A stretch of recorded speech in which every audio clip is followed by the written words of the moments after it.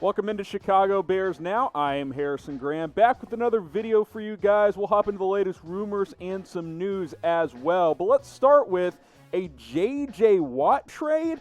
Don't completely rule this one out. Now, it's not going to happen now and before this season. I fully expect Watt to play 2020 with the Houston Texans, but it's worth noting that he spent some of his offseason in Chicago. He spent some of it up in Wisconsin, where, of course, he played his college football as well and is from the area up there. Also, his wife plays professional soccer over in Chicago, so he's got some connections to the city. Spoke highly of the organization and the city of Chicago and the Bears fan base recently on a podcast. Like I said, 2 years left in his contract. I think he'll play 2020 with the Texans. Bears can't trade for him now with the salary cap, but maybe next year. Let's get this quote from Watt on Jake's Takes podcast from just a few days ago, saying, quote, "Getting a chance to play in Chicago, Soldier Field's obviously an iconic stadium. It's a great place to play. The fans are great. Growing up in Wisconsin, I've played in snow obviously before, so maybe we'll catch a little bit of snow and get a chance to play in that type of weather because we don't get that down here in Houston." Of course, the Texans play in Chicago this year, so that's what he's referring to a little bit, but he went on to talk about how he likes the fan base and the passion. You saw the quote part of Soldier Field as well. So I wouldn't rule this out. There's been murmurs of maybe the Texans trading J.J. Watt at some point because he's dealt with some injuries.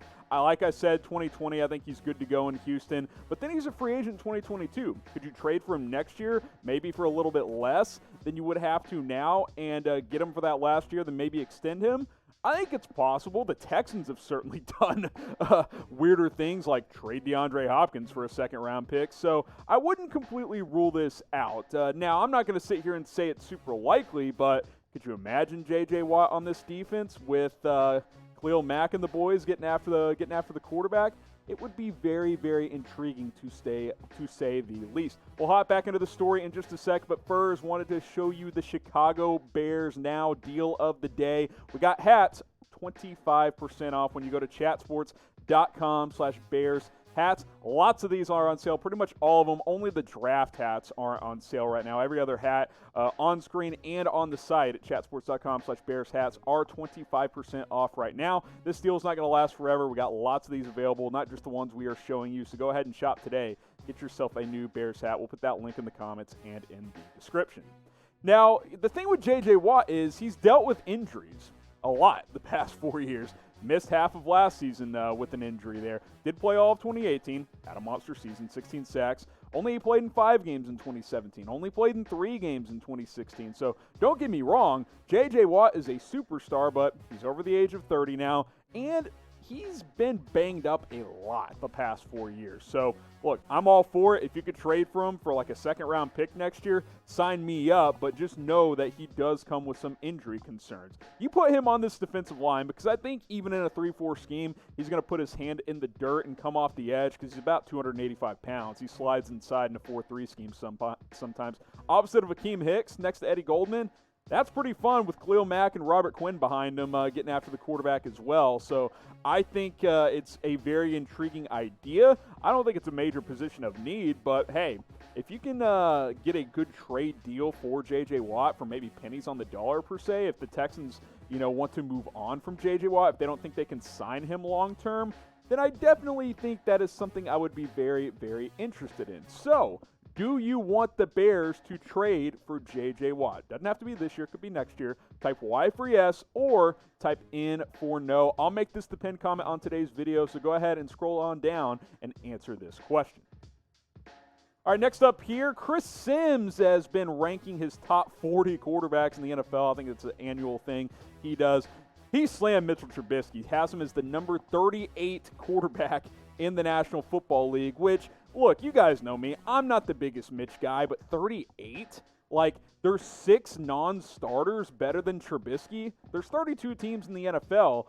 He's got him at 38. Like, cited poor accuracy and decision-making, which are fair criticisms. He had Taysom Hill at number 36. Taysom Hill's attempted 15 passes in his NFL career. Like, come on. Like, 38? He's at least a really good backup. Now, maybe he's not a top 25 quarterback or something like that, but 38th best in the league. He has started the past couple of years. He did, he was part of that Bears team that went 12-4 a couple of years ago and played pretty well.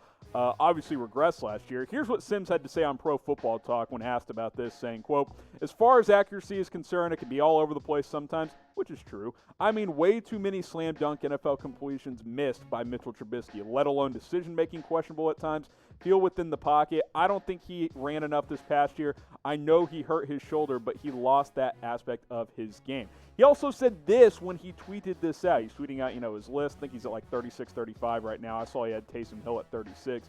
"Might be more of an indictment of how they used Trubisky last year," which I've talked about. "Square peg in a round hole. Where were the design runs built into the game? Like most people, I think Nick Foles ends up as the starter." I agree with a lot of Sims' points. I just don't agree with number 38. I agree that they didn't utilize his legs last year. I agree that he regressed. I agree that Nick Foles will start. But all in all, like, number 38, there's 32 teams in the NFL, and there's at least a couple that Trubisky would start for. And quite frankly, Chicago could still end up being one of them. So I'll ask you this. How about this? Is he a top 30 quarterback in the NFL? Type T for top 30, type B for below number 30. There's a lot of good quarterbacks in this league. 38?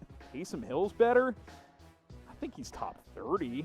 I think there's a few teams he would start for. I'm typing my T for top 30. I'll bet on some upside. I'll bet on some experience, even though he did not play as well last year. Also, Chris Sims talked about the accuracy. I actually don't think Trubisky has a major accuracy problem. At times it wavers, but I think Trubisky's biggest problem is he doesn't process information fast enough. He doesn't read defenses quickly enough, and that leads to poor decision-making, which I agree with Sims on that point. Obviously, he's going to compete with Nick Foles for the starting quarterback job in Chicago. He may not be here long-term because the Bears declined his fifth-year option, so he is entering free agency next year unless the Bears randomly decide to extend him, which would only happen if he wins the job and starts to ball out. But, look, we'll see who the starter is. I'm not the biggest Trubisky guy. I'm not sitting here saying, Sims is an idiot. He's a top 10 quarterback. No, I agree with a lot of his points. I just think he's better than the number 38 quarterback in the league. I think that's a little bit too low for my liking. All right, guys, do us a favor. Help us reach 10,000 subscribers. That is the channel goal. We're trying to get there as soon as possible. We just crossed 8,500. We appreciate those of you who have already subscribed. And for those of you who haven't, hit that big red subscribe button. We're putting up videos almost every day. More subscribers equals more videos up on the channel. Share that link below with a friend. It's youtube.com/BearsNow. All right, I found this interesting. Kevin Wright spoke recently with NBC Chicago, opened up about his time with the Chicago Bears. Look, obviously things didn't work out. The top 10 pick in 2015, number 7 overall. He actually he flat out admitted to being a draft bust. But in fairness, and he brought this up as well, is the guy dealt with a ton of injuries. I hate calling people busts when they can't stay healthy because that's just their body betraying them. Is he a bust? Yes. But people will say he's the biggest bust in Bears history. I don't think that's fair. I don't think that's accurate. I just don't see that to be the case in general. Hadn't played in the NFL since 2018. The Cardinals signed him last year in the offseason, but cut him pretty soon after. This is what he had to say. "I got dealt bust cards and can't cry about it, complain about it, but it is kind of a punch in the stomach.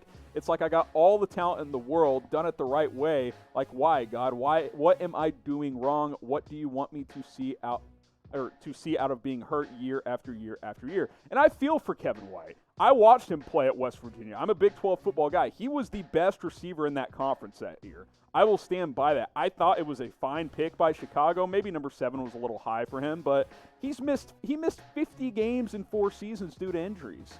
Like, what do you want the kid to do? Like, he just didn't have much of a chance. His body kept breaking down. It sucks, but it happens, Like, I'm not going to sit here and say he's the biggest bust in Bears history when his body didn't allow him to play. It's like Greg Oden in the NBA. Sure, he's a bust on some level, but he's a bust because he couldn't stay healthy, not because he didn't have talent. Kevin White had plenty of talent. He just couldn't stay on the football field.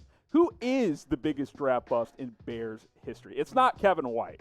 I want to know from you guys, what do you think? I'll be, active reading them in the comment section. So let me know who you think the biggest draft bust is in Bears history. If you think it's White, explain why, because I can't go that far because he just dealt with so many injuries.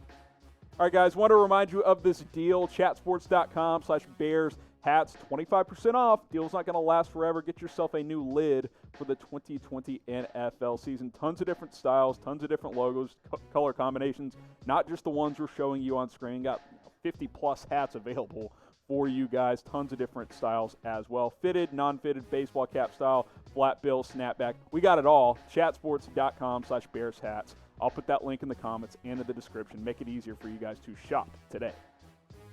All right, is it a big year for the Chicago Bears? We've talked about a lot recently how national media members and national outlets have said, oh, they're going to be a top 5 pick in the draft next year because the Bears are going to be so bad. Nick Wright is going the other way, the Fox Sports 1 commentator. He has the Bears not only winning the NFC North at 12-4, said that they will beat the Packers in Week 17 to secure the division. He has the Bears earning the number 1 seed in the NFC.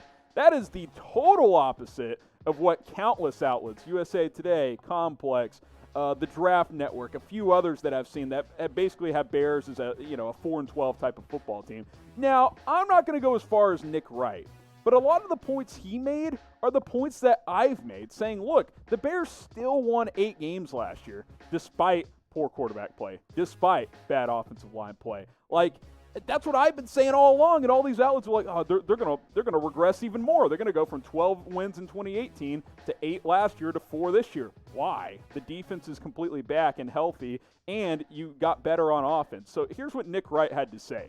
Last year they won 8 games, even though Mitch Trubisky was their quarterback, even though they had awful turnover luck, finishing 28th in the NFL in interceptions. This year, or the year before, they were first in that area. They get Akeem Hicks back. They get Danny Trevathan back. I believe the Chicago Bears also are the last undefeated team in the NFL. What he means by that is he says the Bears will be the last team to lose a game, citing basically an easy start to the schedule, which I could see that happening potentially with the soft start. Look, the offense has to bounce back, right? We all know that.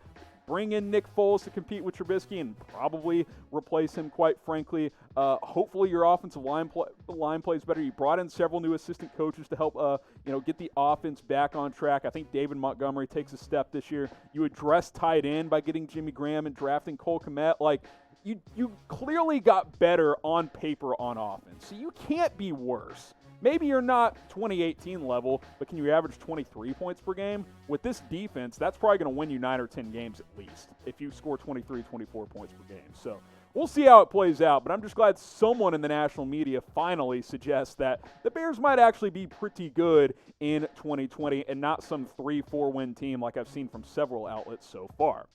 So what do you guys think? Predict how many wins for Chicago this year. I said 10 in my way too early record predictions video. 10-6, 9-7. That feels about right. I got to see how the offense looks early on, but it's definitely not going to be something like 4-12. Go ahead and predict for me down below. And the reason Nick Wright said that the Bears will be the last undefeated team, the Bears will win 12 games, is the schedule's favorable, guys. Detroit week 1, you should win that game. Giants, Falcons, Colts, all winnable games the first month of the season. You get the Bucs at home on Thursday Night Football. Sure, Tom Brady and the boys, but home teams often prevail on those Thursday games. Carolina's rebuilding. At the Rams, which that's a 50-50 type of game. You could win that game. Saints will be tough, but you get them at home.